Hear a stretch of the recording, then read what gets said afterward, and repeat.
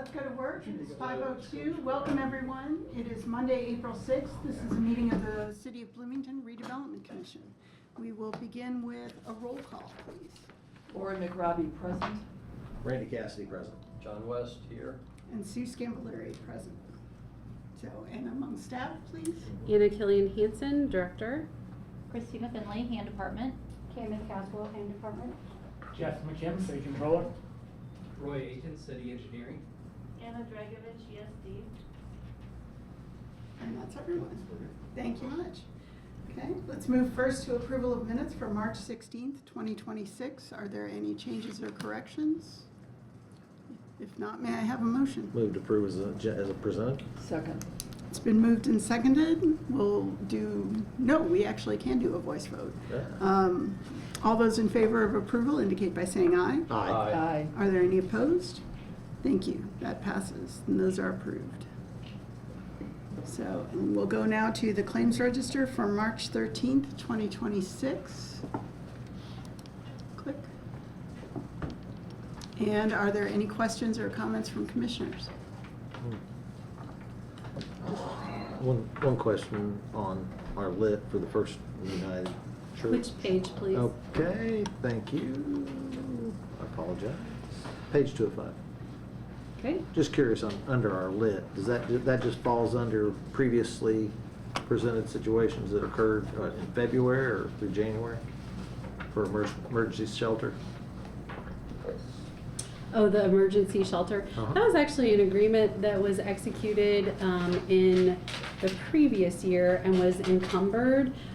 It was for the BSWERS, which is the Bloomington, the acronym is escaping me now. Severe Yes, thank you, Severe Winter Emergency Response Shelter.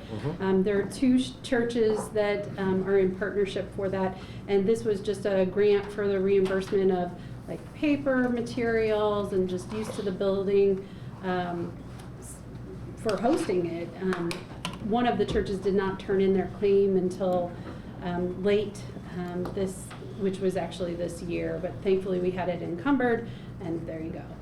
That's where that came from. Okay, so we already had, all the things were encumbered. Yeah, it was already allocated, Yeah. yes. Are there any of the things that we look at that would have where the encumbrances are that people haven't, submitted like in a year or anything of that nature from our time frame standpoint?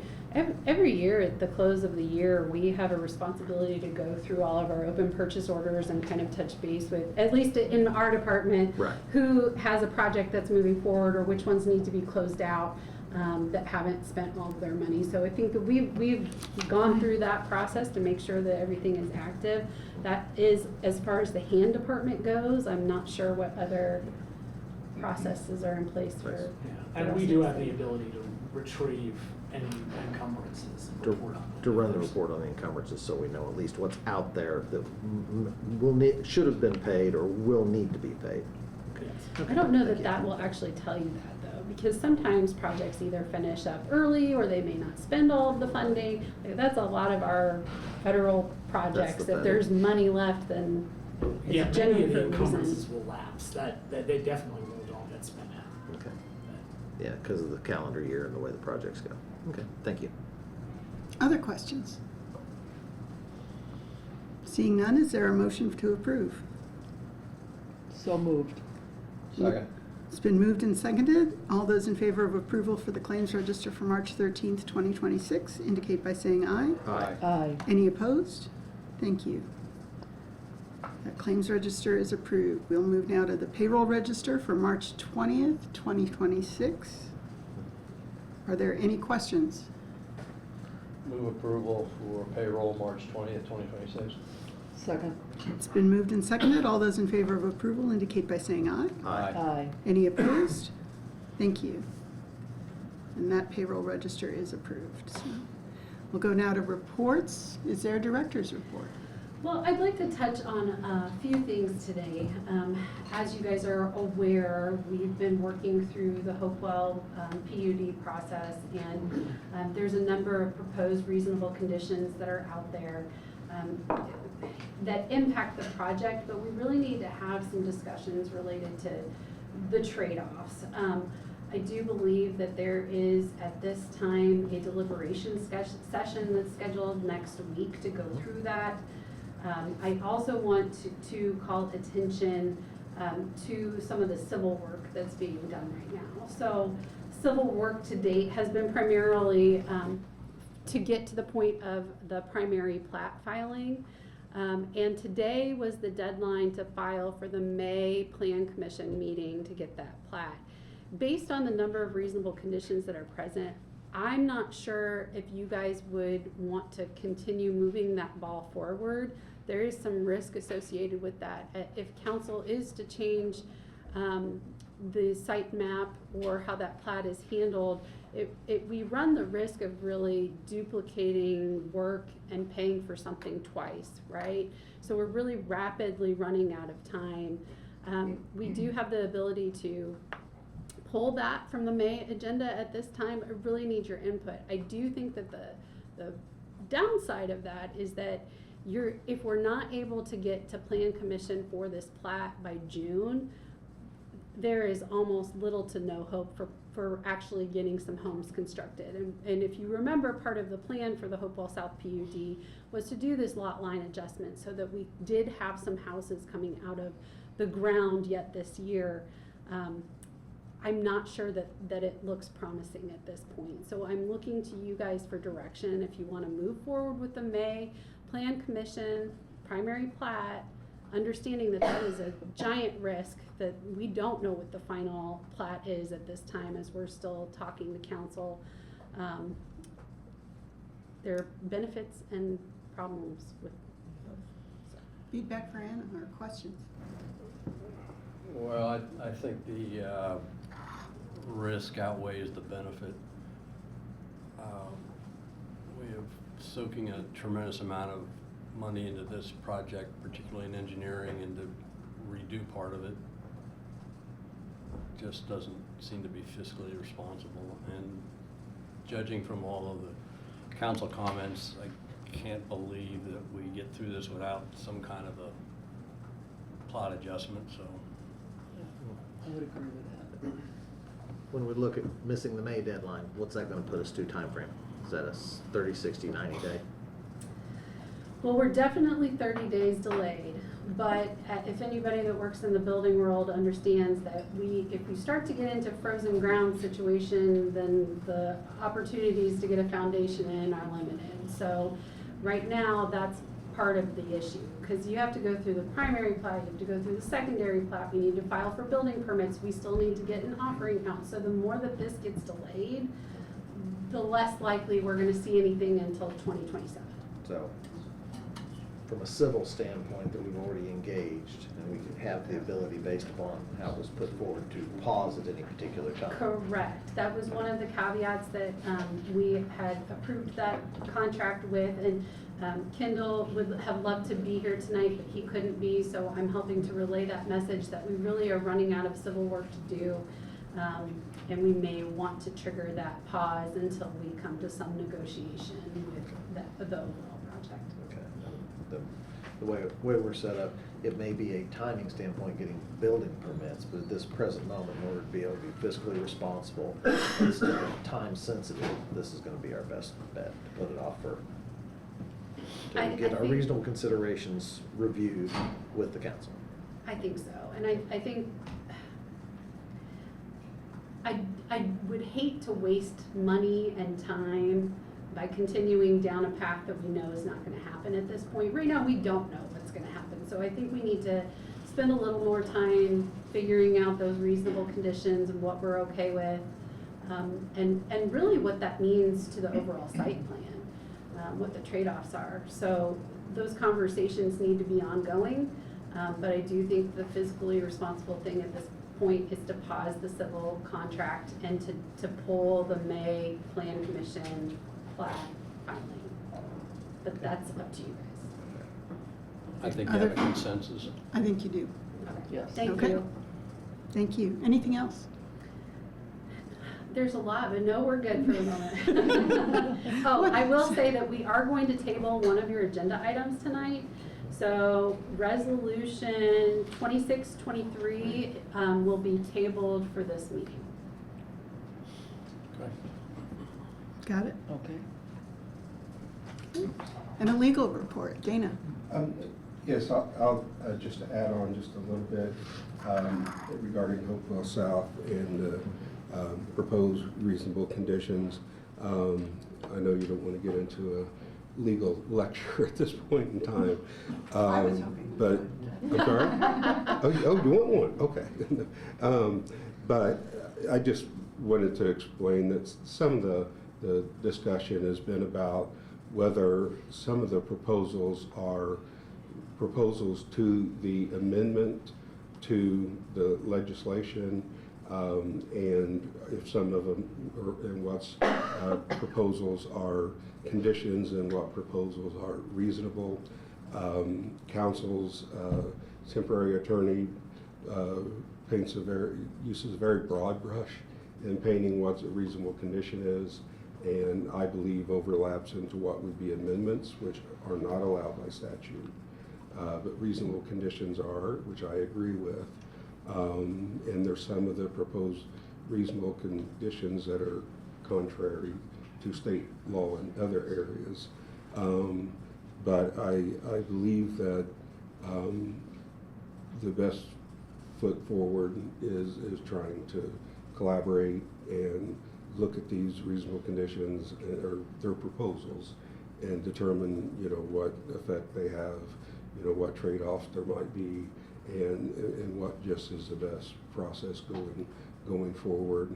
And I'm happy as we go along in that process and talk about if you have concerns about one or not. Now, if it's an amendment, the RDC can agree to it.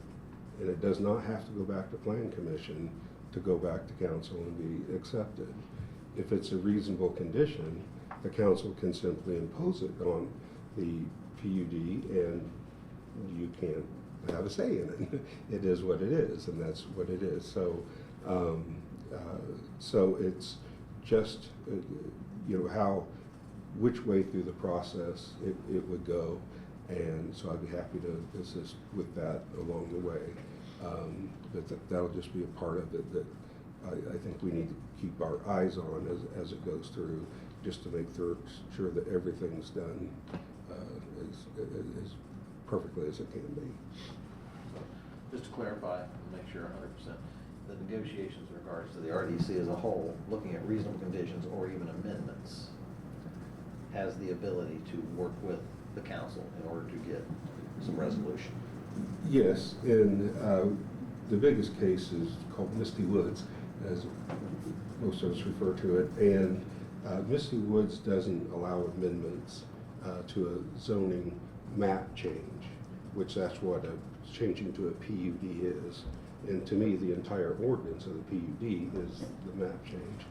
And so therefore, but the court said that if the petitioner, the RDC, agrees with the amendment or works with the council and agrees to an amendment, that it can move forward with that amendment without any further action of the Plan Commission or whatever. So, and if it is a reasonable condition, the council can just impose it.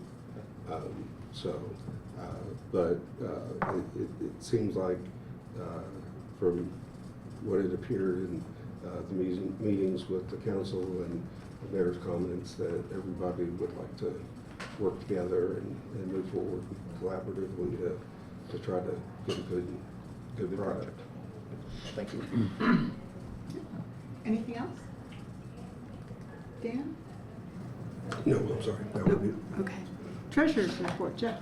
Yes. Excuse me, Sue, before you leave that topic, are you taking public comments? No, not during reports. Not during reports, thank you. And I apologize, right after I give mine, I'm gonna have to zip up to the airport, so thank you for letting me start right now. I have a report on the 4th Street parking garage.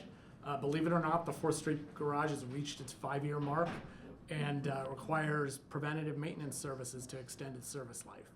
So following an assessment conducted by Parking Services in collaboration with the engineering firm CE Solutions, the recommended approach focuses on low-level preventative maintenance along with targeted repairs to the drainage system. So to preserve the integrity of the concrete, waterproofing is recommended for the most heavily trafficked levels, specifically levels 1, 2, 3, and the roof deck. This measure will help prevent water infiltration and reduce long-term deterioration. By the way, there's good news at the end of this, so don't think there's going to be a big price tag. We're used to bad news. Additionally, the drainage system is currently underperforming due to insufficient pipe slope, which limits the ability of sediment to flow through the system. As a result, drains have become clogged, leading to water pooling on the concrete surfaces, which you can clearly see in the garage after a large rain. Addressing the slope and clearing blockages will restore proper drainage function. There's also some isolated areas exhibiting minor cracking and spalling. These should be repaired using epoxy injection to prevent further degradation. By addressing these low to medium priority maintenance items proactively, the overall lifespan of the garage can be extended while minimizing future repair costs. So you'll remember that the construction of the garage was paid for by 2 TIF bonds. 2019 TIF revenue bonds for the public component of the garage and 2019 TIF revenue taxable bonds for the commercial component. Parking Services, who maintains the garage, is intending to use the remaining funds in the 2019 TIF revenue taxable bonds proceeds fund, which is just Fund 4657 for the record, to support these repairs. Currently, $441,894 remains, and Parking Services estimates that this amount should cover the engineering and repairs. Engineering should be around $35,000. The waterproofing will be the big ticket item and will be around $200,000, and the rest is minor repairs. Legal has already run this by bond counsel and have determined this is an appropriate use of the bond proceeds. Further, the 2019 TIF revenue taxable bond has already been paid off. No approval of the RDC is required for these repairs, but we wanted to make sure you were informed as the owners of the garage. If you're interested, we can ask Parking Services to provide an after-action report after the repairs are completed. And I can try to answer any questions you might have, although I'd probably have to come back with any technical questions about the garage repairs. Questions for Jeff, John? Are their estimates based on actual quotes, or are they just? They are based on analysis from an engineering firm that is used to working with companies providing these repairs. Are they going to get quotes? I'm sorry. Are they going to get quotes? They will get quotes before they proceed, yes. What I'm interested in knowing is, so far it's kind of an estimate, and it's one thing to have the cash available. It'll be another if there's overruns and then they're coming back for more money. Yeah. And so I'd like to head that off and know that there's some concrete numbers that they're working from. Literally. So what is the request? They are planning to proceed with doing the engineering and getting quotes for the repair. That's So the request. You would just like to know, to receive copies Well, of I the quotes that they have. as long as they can stay within the budget number that's available to them, I don't need to see the quotes. They are well aware of It's just that when they don't, we don't want to see them. Yeah, I mean, the amount that's available in the bond is the amount that's available, and we've been assured that it's more than sufficient to cover the cost of the repairs. So we just need to see it quoted out, so we know that we're not going to come back with any additional. I will make sure Parking sends you An idea. any additional information that they get during the process. Because they've already done their evaluation. We got a 5-year-old garage that's supposed to last 50 years, and we're 5 years in and doing repairs. And their engineering services company says that it is important to do this work to make sure we're actually able to, that the garage lasts as long as it's supposed to do. And the after-action report is simply a report back saying the work was done, it came in under budget. Right. Is that a particularly detailed? No, that was a suggestion I made, just in case you were interested in hearing the results. I think we probably Yeah, would like to please. get the after-action report. And you say the bond is paid off. The bond is paid off. That's the good news part. Well, just that there's already money there also. That's all. Nobody's here asking you for more money. We're saying, let's That's spend good money news. that was already raised for the construction and maintenance of the garage, spending it on construction and maintenance of the garage. Thank you for that good news. Anything else, any other questions for Jeff? Okay, Be gone. Thank you very much. Travel safely. Be careful. Thank you. Business development updates. Jane is at the airport. James is so- online also for the airport. We're all converging tonight. No business development update this evening, thanks. for Okay. asking. Thank you. Okay, that takes us to new business, in particular Resolution 2622, approval of a bill of sale and assignment with Merrill Lynch, Pierce, Fenner, and Smith Incorporated, care of Bank of America National Association. Who will be speaking to this? I'm happy to speak to it, or Dana, if you'd like to take it, it's up to you. Essentially, when they moved out, Merrill Lynch left a significant amount of furniture and equipment, all very nice. I did a walkthrough with them. They left the unit in really nice condition. But this is just a sale and assignment to cover their bases of that list of items. And I do believe it's in your Exhibit A. That lists all of the items that they've left behind, which include U-shaped desks, overhead cabinets. There's a really nice coffee a serious maker list. in there. There's flat screen TV. I mean, they left some really nice equipment. So So does the RDC actually own this? they do. Well, there you So go, we Randy. own- You need a we coffee own- maker? So we own artificial plants. We now have a space. You do. They are Okay. very nice. Just Yeah, for my own knowledge, what happens to this property now? right. That will be up to you guys to decide at this point. Well, what are the options for that? That's a very good question. I think at this point, leaving it in the suite, if they can be reutilized, but Right, we probably see if it could be utilized for whatever future functions are there. If not, we could look at alternatives and surplusing it. Either selling it or transferring it to another government entity or a 501c3 entity, or there are different avenues, selling it, on the open market. There's a variety of things that can be done with it and surplusing. Are there city departments that would like to look at moving into that space, given the need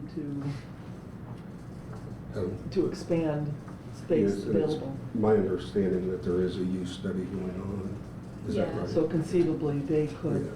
perhaps in the future, it's hard to say at this point. Yeah. Basically, this is on your agenda tonight.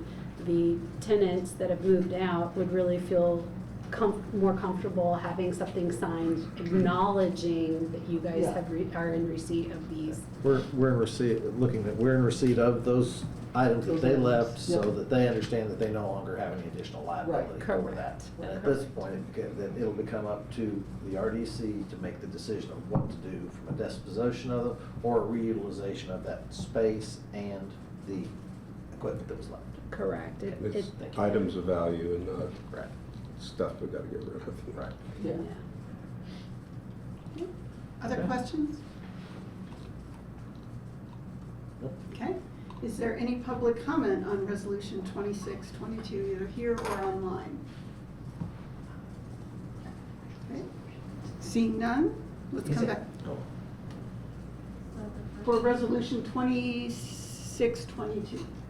May I ask what that resolution, does that pertain to the?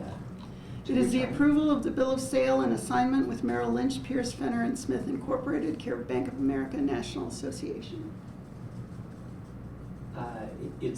I'm sorry, could you repeat? It is the approval of a bill of sale and assignment with Merrill Lynch, Pierce, Fenner, and Smith Incorporated, care of Bank of America National Association. They're going to purchase No. city property? No. No. They're leaving their office stuff. They vacated They're shop. vacated and leaving their office stuff. And again, this is Resolution 2622. Do you have comments on Resolution 2622? Yes, I would say that if the city were to take possession of these material items, that they should be offered up to the general public. Thank you very much. My name is Joe Davis. Thank you. Are there any comments online? I'm not seeing any. Okay, let's come back to the commissioners. Are there any further comments or questions? And if not, may I have a motion on Resolution 2622? Move approval of Resolution 2622. Second. It's been moved and seconded. All those in favor indicate by saying aye. Aye. Any opposed? Thank you, that passes. And then you indicated that we're tabling 2623. We are tabling correct? 2623, Okay, please. that takes us to Resolution 2624, approval of conveyance of convention center parking lots to the Monroe County Capital Improvement Board of Managers. Who will be speaking to this? Jane is going to introduce this topic this evening. Jane? Hi, everyone. I'll introduce this, and then legal can obviously answer some questions, and then I believe Mr. Whitehart and Mr. Whitlatch are in the room as well. So Resolution 2624 pertains to the transfer of real property to the Monroe County Capital Improvement Board from the Bloomington Redevelopment Commission for use relating to the convention center. This property that is would be conveyed tonight if approved is only parking lots that are currently in use. I want to say for the public, this does not pertain to any property that has buildings on it, and this represents, other than Bunger and Robertson, the bulk of the properties near the convention center that the redevelopment commission owns.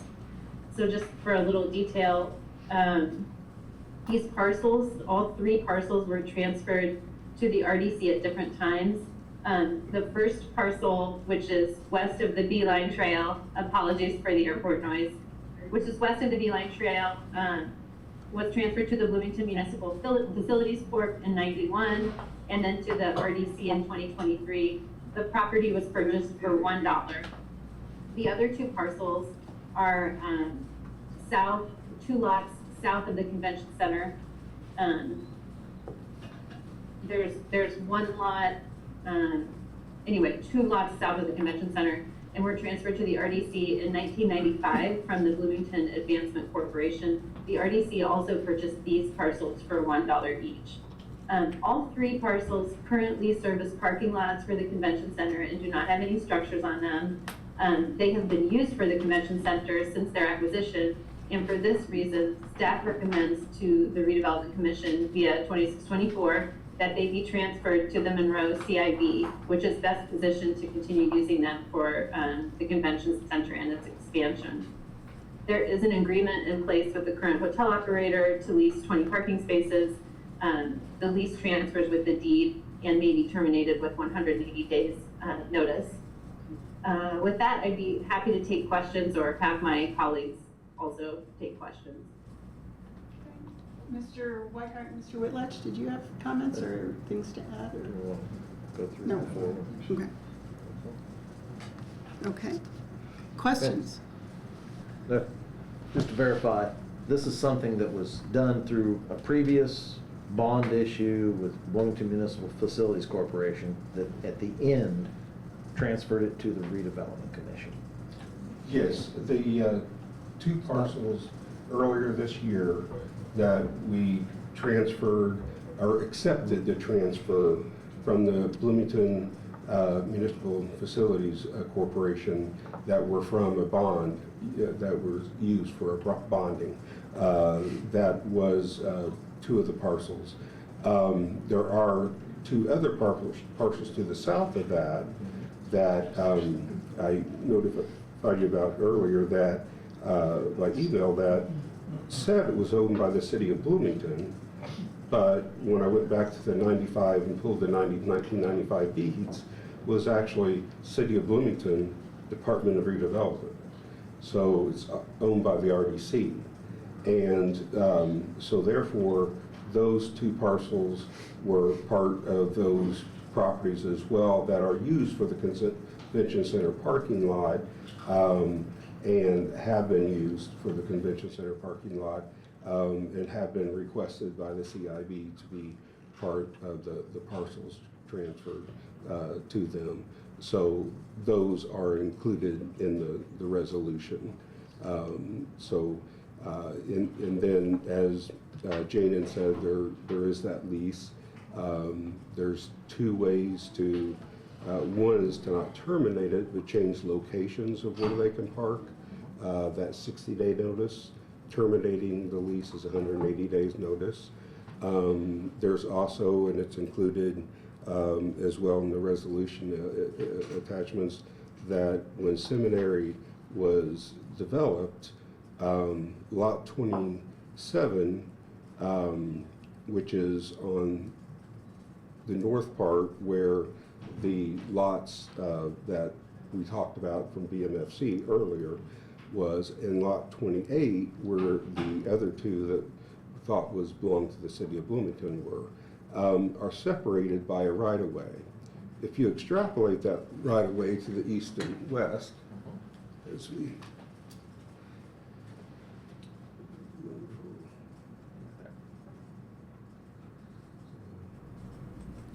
Go down. So what you have, the parcels we talked about from BMFC is this parcel here and this one here. This is owned by somebody else. These two on GIS, on the property report card, all said it was owned by the city of Bloomington. But again, it's owned by the city of Bloomington Department of Redevelopment, so it's owned by the RCDC.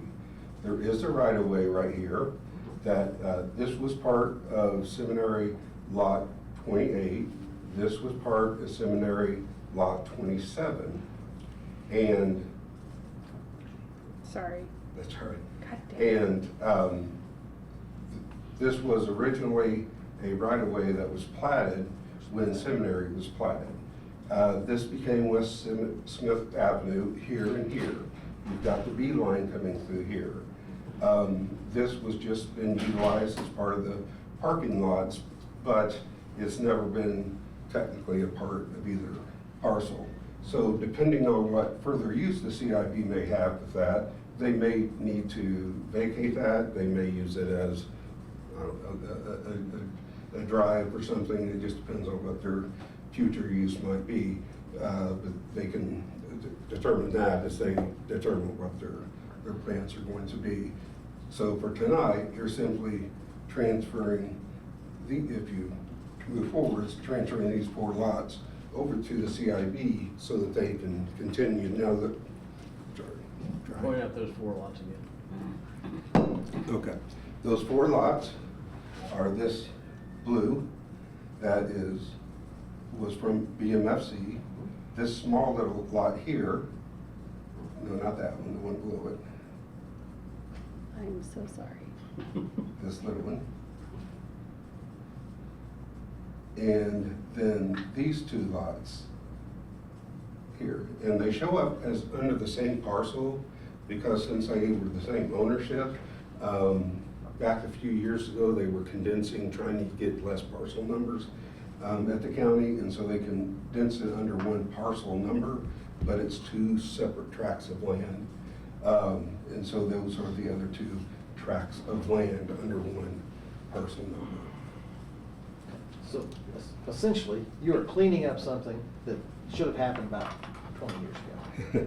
Yes, it's cleaning it back up from what I understood from Jane's work, that it believed they were purchased for $1.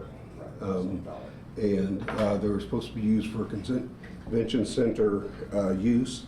I will say that it was discussed that it was important from when we discussed this earlier in the year about those parcels from BMFC, that the RDC wanted to make sure that this property was used for convention center purposes.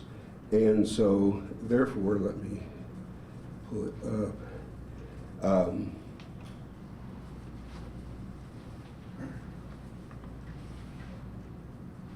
In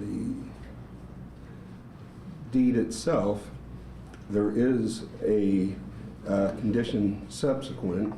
Now courts aren't happy with these, so they have to be very well laid out. And so the condition subsequent is that the real estate herein shall be used solely for the purpose of directly supporting the Bloomington Convention Center by use as a host hotel, parking, or other such direct support should the real estate herein fail to be used for the same, or be under active development for the same, which could be a variety of ways, for a period of more than 2 years, the real estate shall revert back to the City of Bloomington Redevelopment Commission in fee simple. So the whole purpose of the CIB asking for it is for the convention center. I know there was concern of, well, what about if it's used for something else down the road? This allows it to come back to the RDC. If it was, it wouldn't be allowed to be sold off to the higher bidder for use for student housing or something like that, or something that you didn't want to go there. It could come back to the RDC, so it could be used for redevelopment purposes. Obviously, the chances of that happening are extremely small. But to address the concern that was had, that I put that in there for your interest. So what we're looking at is transferring something back to the CIB that was always intended to be utilized for a convention center basis, of which the bonds were paid off, RDC assumed it from BMFC for $1. It has a value, but the primary value will go to the CIB for the benefit of the convention center and the community as a whole. Right, and that clause just says, for the convention center. Okay. So, Okay. Perfect, thank you, Dan. Additional questions? From commissioners, nothing? Okay. Does the CIB want it? I'm sorry? Does the CIB want it? Well, let's go to public comment. I know. So is there any public comment, either online, please use the raise hand signal, or here in person? So, yes, we have a comment. Yes, my name is Joe Davis, and I want to point out the fact that this is the people's property, though it is a parking lot, and though it was only purchased for $1, there are higher and better uses for the public than providing unnecessary parking or unnecessary use by the CIB, because we do not need this expanded convention center. We have many more issues where valuable properties held by both the county and the city, which are located downtown, and no more land is being created downtown. It's all that there is. We need to reserve this land for a new jail, justice center, co-location with the courts. We need this land for housing. We need this land to serve the community. A hotel does not serve the community. It serves those who come into the community. The convention center is designed to be a moneymaker, a loss leader, mind you, a loss leader that is going to benefit only a handful of players. Those are the hoteliers, the restaurateurs, those who are making $1. The average Joe, like you and me, are not going to benefit at all. I strongly encourage the RDC to not transfer these parking lot properties to the CIB. Thank you very much. Thank you for your comments. Are there other comments here in person? Seeing none, let's come back to the Redevelopment Commission. Online. Oh, my fault. I don't know if there is any, I just What did I need miss? to ask. I don't know, I just. No, I didn't see any hands raised, I so. just- we I didn't don't ask. see any. There isn't. Okay. All right, seeing no further comments, let's come back to commissioners. Any additional questions? Or comments? And if not, may I have a motion? I'll move approval of resolution 26-24. I'll second. Thank you. We have a motion and a second. All those in favor indicate by saying aye. Aye. Any opposed? Thank you, that passes. Okay. And that takes us to resolution 2625. Approval of supplement number 3 to construction engineering contract for the Beeline Trail and multi-use path. And welcome. Yep, good evening. Roy Nathan with the City Engineering Department. This is our Beeline construction project that's nearing its end. We have just a little bit of construction left to do on it, some sod work and some fencing to put up in the last inspections. And then there's the paperwork phase.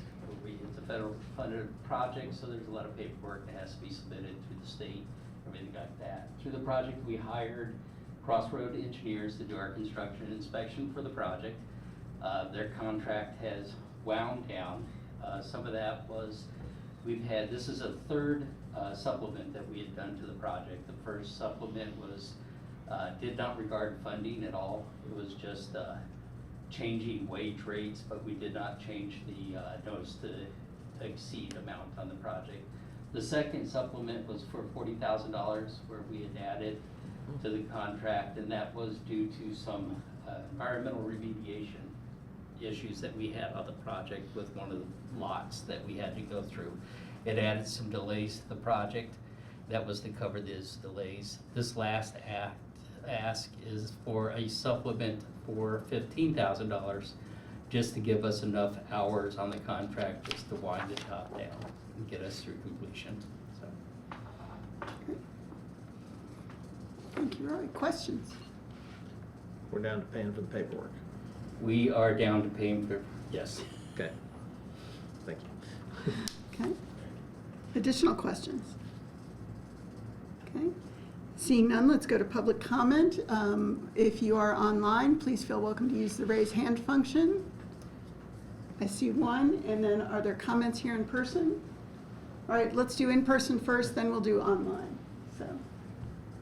Hello, my name is Joe Davis, and as a user of the Beeline Trail, I have noticed that even though there have been many improvements, the side access, or the side that runs along the paved surfaces where quarter minus gravel is placed has been largely missing, and making the area where joggers who try to run on that gravel to reduce the impact on their knees and hips, where walkers walk along the side of that, it helps to provide a margin of safety from all the bicycles and the scooters that are zipping up and down the beeline. Those areas on either side of the paved surface need to go back and have more gravel placed, and also too some larger aggregate on its edge to prevent washout, because when we have heavy rains, those rains wash away all of the quarter minus or the number 11 gravel, and we are left with very unsafe conditions along that beeline trail. I hope that this will be remedied, and there will be a long ongoing maintenance to make sure that this is kept safe and usable by the public. Thank you very much. Thank you. And let's go to our online comments. Ms. Piedmont Smith, welcome. Yes, thank you. I really didn't have a comment on this, but I didn't see any other opportunity to just introduce myself as the liaison from the Common Council to the RDC. You may have heard that the Common Council now assigns council members to be liaisons to all of our resident boards and commissions. And so I am the liaison to the RDC. That's why I've been lurking on Zoom and group meetings. And so if there's any way that I can help with communication with the council, just let me know. Thank you. Thank you, Councilmember Piedmont Smith.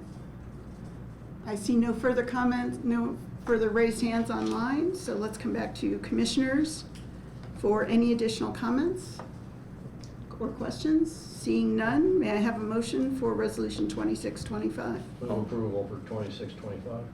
Second. It's been moved and seconded. All those in favor indicate by saying aye. Aye. Are there any opposed? Thank you, that passes. So, but is there any other business we have before us this evening? Or any good news, or any? Well, we did close the Trades District Hotel on the 25th, so we haven't had a meeting since that time. So that was something marked off of our to-do lists, but other than that, I do not. We are in the trenches with the Hopewell South PUD, and we'll continue to work with you all on that. Okay. I've got a question. Yes. This is to Christine. Is there any way that you can send a consolidated packet and not we don't have to hit multiple Can I links. or will I? Where did IT land If on we that? say Yeah. please. I mean, one of the things we have to be careful about is the end of April is the deadline for compliance with the new federal regulation for accessibility, which is why your packets look I don't have a different. problem Well, the one, doing what you're doing, but for our purposes, the one thing that we have to be careful it's a about horrible system. is creating inaccessible documents like PDFs, because as soon as we create it and send it out, we could get into trouble because that's doing what we're not supposed to do. So I don't know where IT landed on that particular. Yeah, I'm not- the issue is that once we create a document and send it out, if somebody asks for that particular document in a public request, then we don't have it as, I can talk with that ITS, that maybe because we have it in a different form that's accessible, we could do that. So let me check with ITS to see if we could, as long as we have it in another version, maybe we could. Maybe we can consolidate it into one. I'm not trying to undo what you're doing for Oh, I know. public access. We know. This is for That's for redevelopment. commission access. Yeah, We've received a lot of comments. This is not a workable system. yeah, and if it's That's right. allowed, I don't know, We I'm don't have happy a to do problem that, with it. yeah. We just need to make sure that we're allowed to do it. I I'll don't follow wanna up with cause ITS problems on for the that. city. I'll do that right now. Make sure we do that, or we could always go old school and just send it out on Friday in the mail. I'll have paper copies waiting by the front door. I always. Well, I mean, if It's you're. just harder than heck to. If you're doing it formatted, if you're not sitting in an office environment and you're trying to pull this up, it's impossible to do. If you're sitting at the airport and trying to review this, forget it. Yeah. I mean, it's cumbersome. this is nuts. Well, let us talk to IT and the other city departments and make sure that it's okay. And if it is, we're more than happy to get you guys the packet that you like while still also producing the accessible version. Great. Thank you. Thank you for that. Appreciate it. Thank you. I understand, I'm sorry. Anything else for the good of the order? If not, may I have a motion to adjourn? So moved. So, It's always the quickest one to So, go. hold on. Oh, wait, we do have public comment. no public comment Yep. tonight? Well, typically, we do public comment on specific resolutions, but Well, Please. yeah, my name is Jeff Richardson. Thank you so much for kicking off the questions about Hopewell. And thank you for your response, Council Kerr, Legal Counsel Kerr. I just want to make a plea to all of you, and I did the same at the City Council, and to any other entity, to let's work together to figure this out.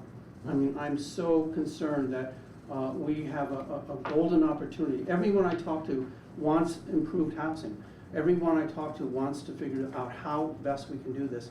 And I'm just saying, and I think you suggested it, and your question was the catalyst for it, let's find a way where we can find common ground and work through this. I know there'll be some people that will agree to disagree about certain paths we may go down, but we can do this.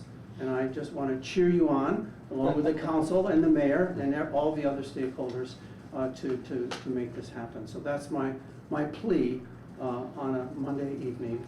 And we've got until May 6th to make this happen. I think we've got a lot of time. And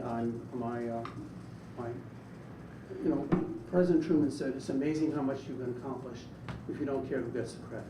We can do this. Thank you. thank you, Mr. Richardson. I second Jeff's comments. So thank you, Mr. Richardson. We can do this together, but the public needs to be involved. The public. This is not anything for behind the scenes, closed doors. The public needs to hear, they need transparency, and they need to be given much opportunity for input. Thank you. Thank you. Anything else for the good of the order?